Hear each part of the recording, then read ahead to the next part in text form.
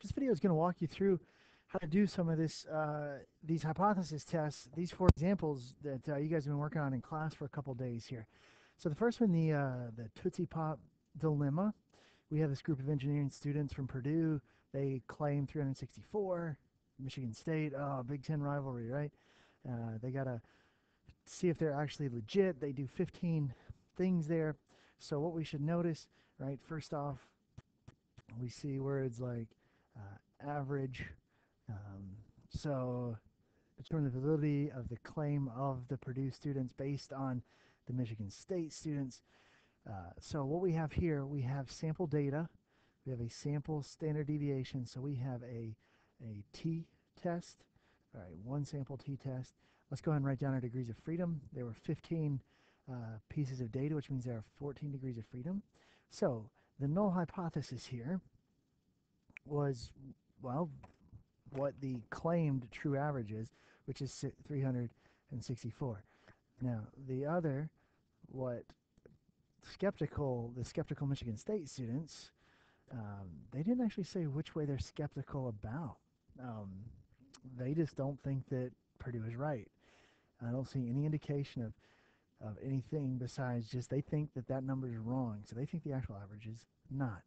Quick look at the conditions. So is it a random sample?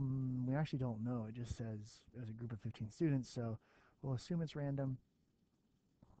And then it's not a large sample, so we're going to have to take a look and see if it's normal. Well, we're getting ready to put this data into the calculator, so we'll be able to check a quick histogram of that. So let's go ahead and put that list of data into list one, and then we'll go from there.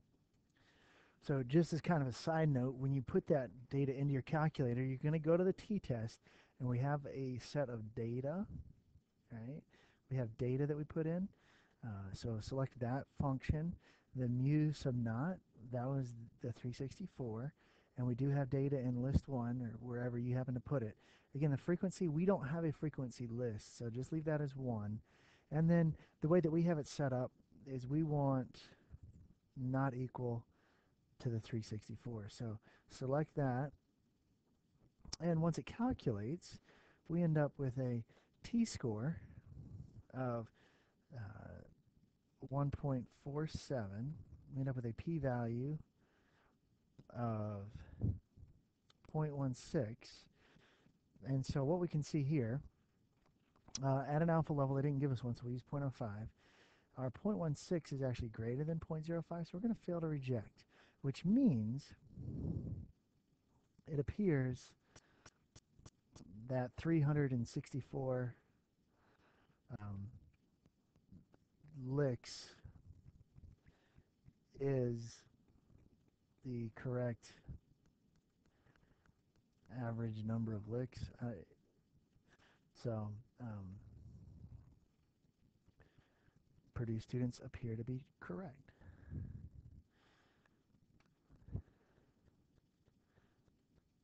Now let's go back and fill in some of the mechanics. And really all we need to do is fill in that z-score formula. So the observed value minus the predicted value. So this is what's really nice.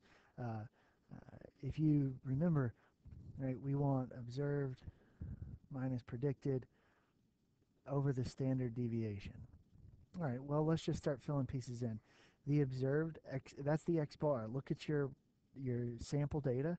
That was 373.5. The predicted average number of licks should have been 364. And they gave us the standard deviation, but let's fill in the formula. So the standard deviation for a one sample t situation would be sigma over the square root of n, or the standard deviation over the square root of n. And so the standard deviation for us was 25.15. That's from the calculator. Over the square root, there are 15 observations. Don't actually do that number, because if we did it, we'd end up with this 1.47, which means we're about 1.4 standard deviations above the mean, which isn't all that out of the ordinary. Let's take a look at the next one. The Thomas Bagel Company have their bagels produced, right?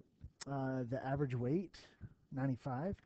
So here we know that the claim is that it's 95 grams. Standard deviation of 11, so mu is 95. The standard deviation is 11. A concerned bagel consumer feels the bagels produced are underweight. So they think, here we go, underweight, less than 95 grams. So they collect some data on random sample of 35. So there's your two conditions. It is random and n is greater than 30. I found an average weight of 91 grams. Well, here's the deal. There's your X bar. We actually don't have a standard deviation from the sample. So here's an example where we have a z-test. So here we can just go ahead and plug in. So we have z equals the observed, 91, minus the predicted, 95, over the standard deviation, which we see is 11, over the square root of n, which is 35. We'll get that value in just a minute. They do give us an alpha level right there, so 0.01. So at this point, let's just go to the calculator very quickly and put that data in. And once we run the z-test, we just kind of start filling in all the gaps for our mechanics. So our z-score is actually negative 2.15, so we're about 2 and some change standard deviations below. That gives us a p-value, if we jot that down very quickly, of 0.0157. So 0.0157 is actually still greater than alpha, so we'd fail to reject. Now, if this was 0.05, we would have rejected. But for whatever reason, we wanted to be a little bit more conservative here. So if we fail to reject the interpretation here, evidence suggests the average weight per bag is 95 grams. The consumer appears to be incorrect. All right. But again, if the consumer would like to be correct, they would just need to change the alpha level, and they get to win the game. We've seen this before when we did some of our confidence intervals. If we just change the confidence level, our interval might say a completely different thing. Let's look at the next example. So here we go with some data again. So here's some vanilla yogurt. Found these number for calories per serving. Diet guide claims you get 140 calories. So we have a claim that you will get 140. There is no indication of whether above or below that 140, so we'll just say not equal to 140. We have data here, and we do not have any kind of sigma population standard deviation, so we're looking at a t-test. And so again, jot down your degrees of freedom. Was this random? Consumer doesn't say, so we're going to have to assume. And then, again, we need to check normality. That's a real easy check if you look at the histogram or maybe a box plot to make sure there's not any kind of craziness going on. Just do a quick check of that. If it's non-normal, just like we normally do, or like we always do, just make a quick note of it. So let's go ahead and put this data into the calculator. And once you've got it in there, we run our t-test. Again, we've got data. And then we're checking to see if it's not equal to. So the degrees of freedom here, oh, I forgot to fill that in, was 13, right? N minus 1. So I have 14 brands. 14 minus 1 is 13. And that gives us a t-score, right? We're not doing a t here. The z, we're doing a t-score. So the observed, that x bar that we were given is 157.86. Should have gotten 140. The standard deviation we were given is 44.75. Don't forget to do divided by square root of 14. So the t-value here is 1.49. It gave us our p-value of 0.16. So at an alpha level of 0.05, 0.16 is above it. So here we go. We're failing to reject. And so if we wanted to, I know I didn't do this earlier, but maybe we take a quick look at a histogram. And it does look like the histogram is pretty normal. There's nothing too concerning about that. So it's the normality condition is met. Now, just go through and do the interpretation very quickly. So we failed to reject the null, so it appears the average number of calories per serving in the vanilla yogurt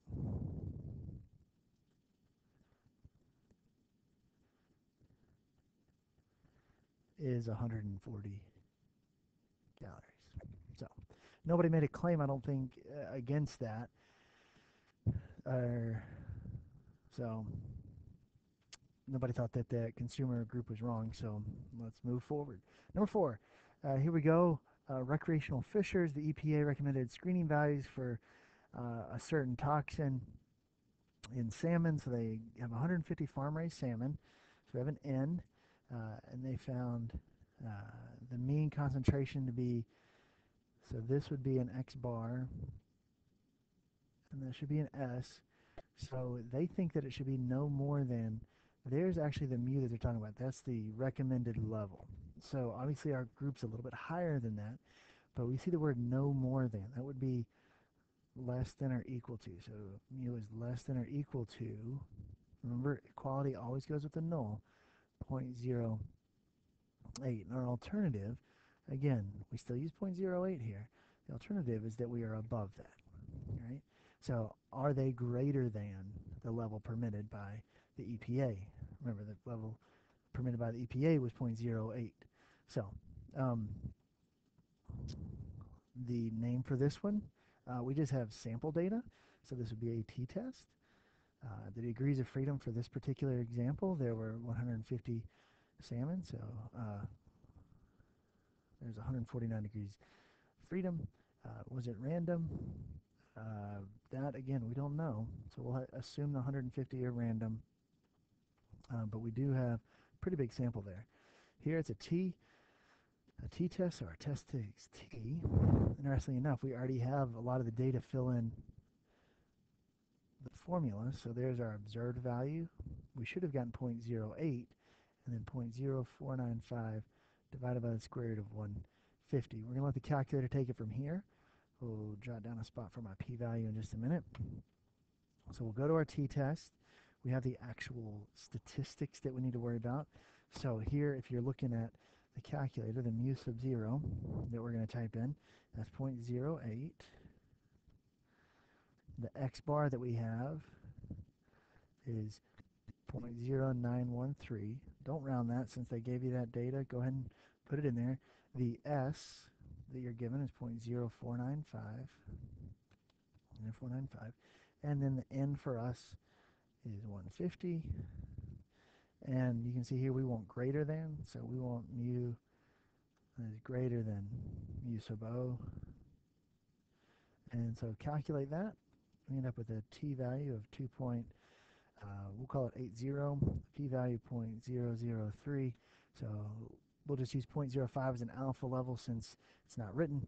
And our p-value 0.003 is much less than that. So we will reject the null. So this is the first time we've actually had to do that. So the interpretation here, it appears that the salmon has a toxin level above 0.08 parts, is it parts per million? Yeah, ppm. And then go back, make sure there's no claim being made. Are the farm salmon greater than that? Therefore, the farm salmon are over, or I should say, appear to be